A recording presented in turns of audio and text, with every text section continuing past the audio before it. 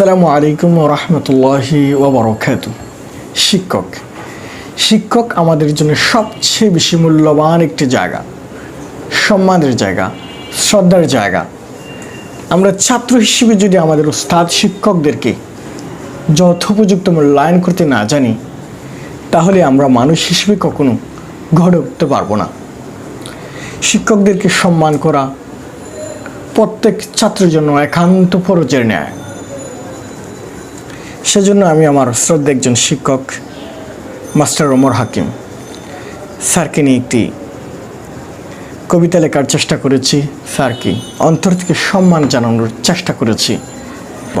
প্রত্যেকটা শিক্ষক একটা দেশের জন্য, সমাজের জন্য, পৃথিবীর জন্য একটা বাতি হিসেবে, আলো হিসেবে, জ্ঞানের একজন বাতি হিসেবে আমরা জানি। সেজন্য আমি আমার শ্রদ্ধেয় শিক্ষক মাস্টার ওমর হাকিম স্যারকে আমি জ্ঞানের বাতি হিসেবে সম্বোধন করেছি।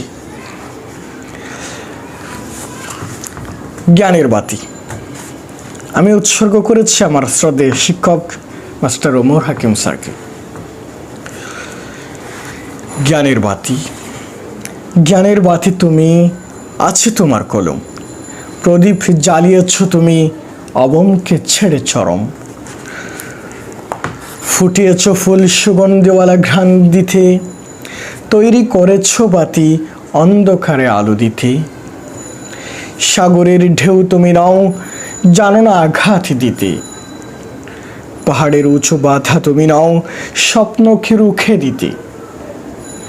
পাহাড়ের উঁচু বাধা তুমি নাও, স্বপ্নকে রুখে দিতে।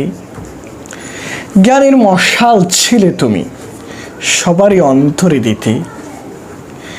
পাবো না কো তোমায় কাঁদছে হৃদয়, পাবো না কো তোমায় বলতে আমায়, ওহে মোর প্রিয় ছাত্ররা।